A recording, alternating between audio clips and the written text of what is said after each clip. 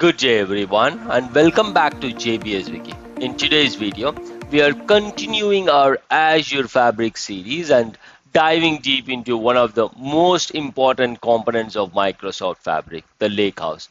If you're confused about what a Lakehouse is, how it works in Microsoft Fabric, and why it's such a big deal in the world of data analytics, then you are in the right place. So let's get started.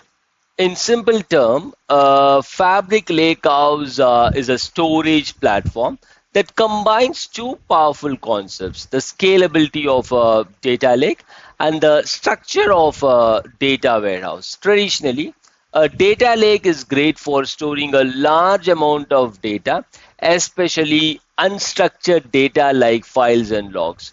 On the other hand, a data warehouse is designed for structured data that can be queried using SQL. The Lakehouse in Microsoft Fabric brings the best of both worlds into a single place. You can store structured data like tables and unstructured data like CSV files or JSON and still perform analytics on top of them all in one location. Now, what makes the Microsoft Fabric Lakehouse special? It's not just about storage, it's about how easy it becomes to manage, explore, and analyze your data.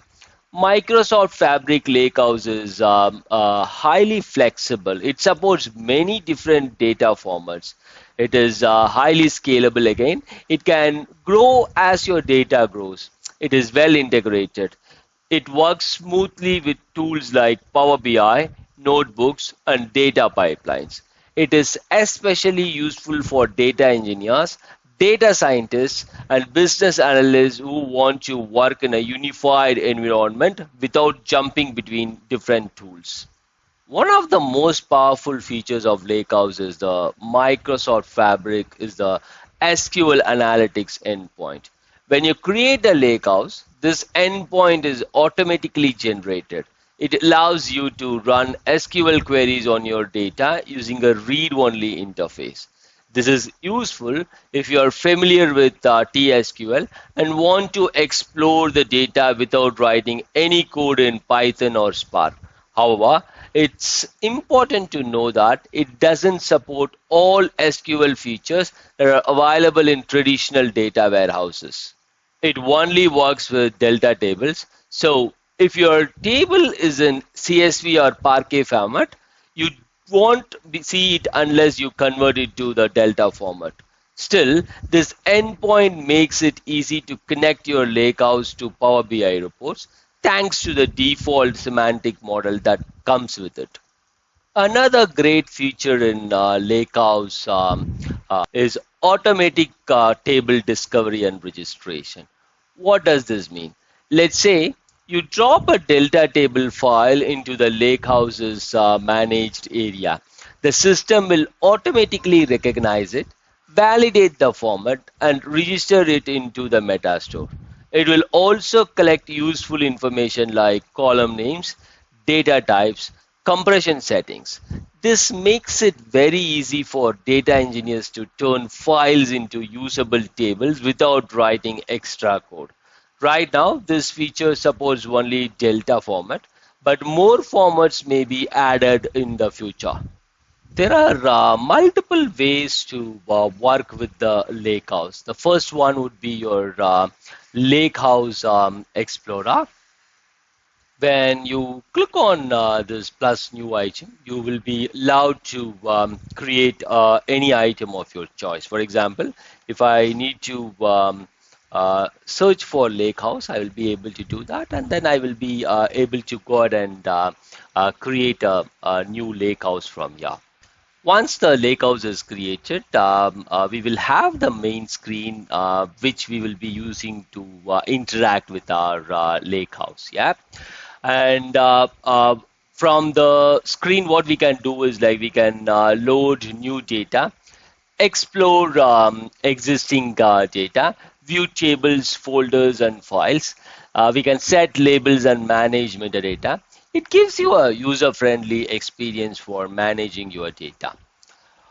Next, let's discuss about the notebooks.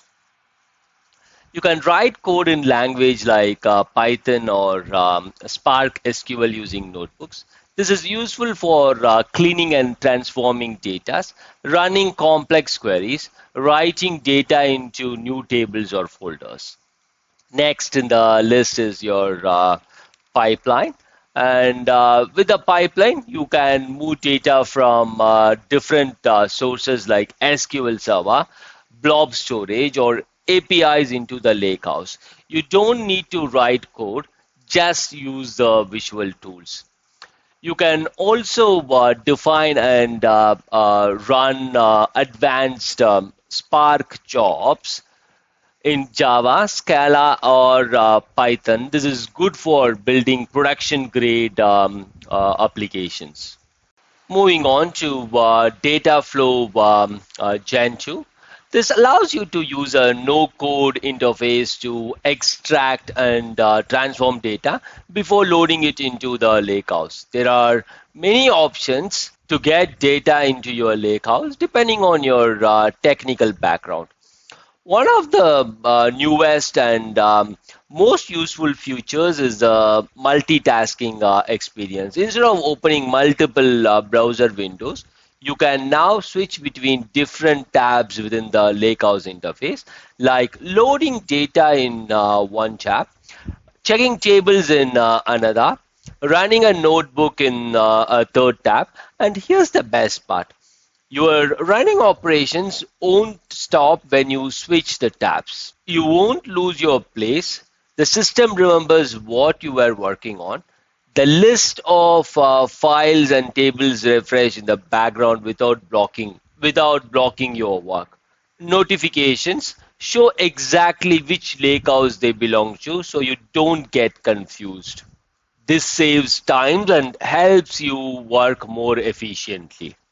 Microsoft has also made sure that Lakehouse is accessible to everyone. Here is how. It works with screen readers for visually impaired users. The interface supports text reflow, so it adjusts to different screen sizes and devices. You can navigate with a keyboard, helpful for users who cannot use a mouse. All images have an alt text for better understanding. Form fields have proper labels, making data input easier for everyone. This ensures that Lakehouse is not only powerful but also inclusive. So let's quickly recap what we have learned today about the Lakehouse in Microsoft Fabric.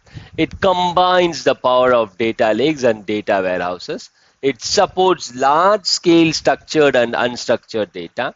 It comes with a built-in SQL Analytics endpoint for querying data.